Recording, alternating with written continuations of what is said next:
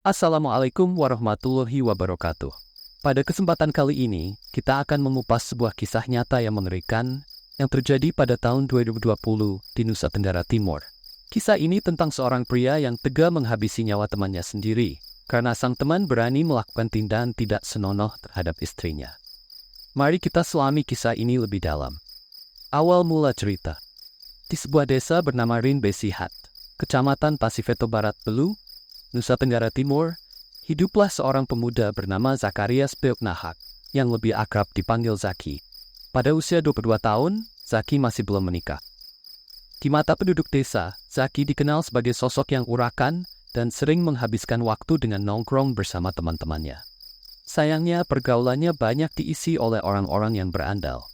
Kehidupan Zaki yang urakan, Zaki dan teman-temannya sering nongkrong di berbagai tempat, mulai dari warung kopi hingga pinggir jalan. Mereka seringkali menggoda orang-orang yang lewat, terutama para wanita.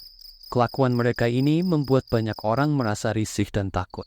Tidak hanya gadis-gadis muda, wanita yang sudah bersuami pun sering menjadi sasaran godaan mereka.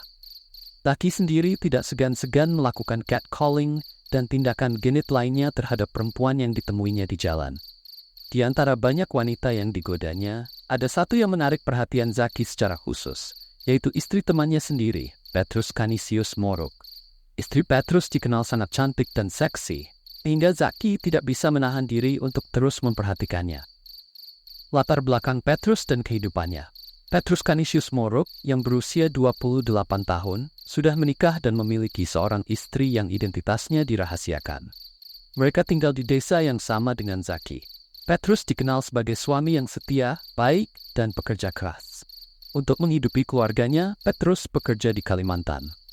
Meskipun pekerjaannya jauh dari rumah, ia selalu memastikan keluarganya mendapatkan kehidupan yang layak. Namun, pekerjaan ini membuat Petrus jarang pulang ke Nusa Tenggara Timur. Meskipun hidup berjauhan dari suaminya, istri Petrus menerima keadaan tersebut dengan lapang dada. Ia memahami bahwa suaminya bekerja keras demi masa depan mereka. Bahkan saat hamil muda, ia tetap tegar menjalani hari-harinya sendirian, seringkali ditemani oleh orang tuanya yang tinggal bersama mereka. Niat jahat Zaki. Sejak mengetahui bahwa istri Petrus sering sendirian di rumah, Zaki mulai merencanakan sesuatu yang jahat. Ia berpikir bahwa istri Petrus mungkin akan tertarik melakukan hal-hal tidak senonoh karena suaminya sedang bekerja di luar kota. Dengan pikiran jahat ini, Zaki memutuskan untuk menggoda istri Petrus. Pada tahun 2018, Zaki mulai sering memperhatikan istri Petrus dan akhirnya memberanikan diri untuk mendatangi rumahnya. Suatu hari, ketika pintu rumah Petrus terlihat terbuka, Zaki masuk tanpa izin. Ia menemukan istri Petrus sedang bersantai di kamar. Tanpa basa-basi, Zaki menodongkan pisau dan memaksa istri Petrus untuk melayani nafsu bejatnya. Tindakan asusila dan ancaman Zaki, istri Petrus yang ketakutan tidak berani melawan. Zaki mengancam akan membunuhnya jika berani melawan atau berteriak. Dalam keadaan terpaksa, istri Petrus hanya bisa pasrah dan membiarkan Zaki melakukan tindakan asusila terhadapnya. Kejadian ini tidak hanya terjadi sekali, tetapi berulang kali selama Petrus berada di luar kota. Setiap kali Zaki datang, istri Petrus tidak punya pilihan selain menuruti perintahnya. Lahiran anak dan kecurigaan warga. Beberapa bulan setelah kejadian tersebut, istri Petrus melahirkan seorang anak. Meskipun tidak ada informasi pasti apakah Petrus pulang untuk menemani istrinya saat melahirkan, yang jelas Petrus sangat senang mendengar kelahiran anaknya. Namun seiring berjalannya waktu, warga desa mulai curiga. Anak yang dilahirkan oleh istri Petrus tampak tidak mirip dengan Petrus. Sebaliknya, anak tersebut lebih mirip dengan Zaki. Gosip mulai menyebar di antara tetangga. Mereka mulai bergosip bahwa mungkin saja anak tersebut adalah anak Zaki. Bahkan, beberapa tetangga terang-terangan menyindir Zaki dengan mengatakan bahwa anak Petrus mungkin adalah anaknya. Rumor ini akhirnya sampai ke telinga Petrus, yang mulai merasa curiga dan gelisah. Pengakuan istri dan rencana balas dendam. Pada tahun 2020, Petrus memutuskan untuk pulang dan mencari tahu kebenaran. Ia mendesak istrinya untuk menceritakan apa yang sebenarnya terjadi. Istrinya yang awalnya bungkam, akhirnya tidak bisa menahan lagi. Dengan penuh air mata, ia mengungkapkan semua kejadian mengerikan yang dialaminya selama Petrus bekerja di luar kota. Mendengar pengakuan istrinya, Petrus merasa sangat marah dan sakit hati. Ia merasa harga dirinya diinjak-injak dan memutuskan untuk membalas dendam kepada Zaki. Namun, Petrus tidak ingin melakukannya secara terburu-buru. Ia menyusun rencana dengan hati-hati dan melibatkan beberapa temannya. Eksekusi rencana balas dendam. Pada malam tanggal 9 Maret 2020, Petrus dan beberapa temannya mulai memata-matai Zaki. Malam itu, Zaki bersama seorang temannya pergi ke sebuah kios untuk membeli rokok sebelum menuju ke tempat biliar. Namun kios tersebut sudah tutup sehingga mereka langsung menuju ke tempat biliar. Tanpa disadari, Zaki, Petrus, dan teman-temannya sudah menunggu di sana. Ketika Zaki tiba, Petrus langsung menghampirinya dengan penuh emosi. Ia mulai memaki Zaki dan menyinggung tindakan bejat yang dilakukan Zaki terhadap istrinya.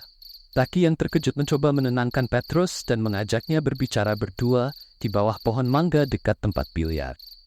Pembunuhan Zaki. Namun, Petrus datang dengan niat yang jelas. Ia membawa sebilah parang panjang dan tanpa basa-basi menebaskan parang tersebut ke arah Zaki. Zaki terjatuh dan berteriak kesakitan. Namun tidak ada yang berani menolong. Petrus yang masih dipenuhi amarah kembali mengayunkan parang ke leher Zaki hingga nyaris putus.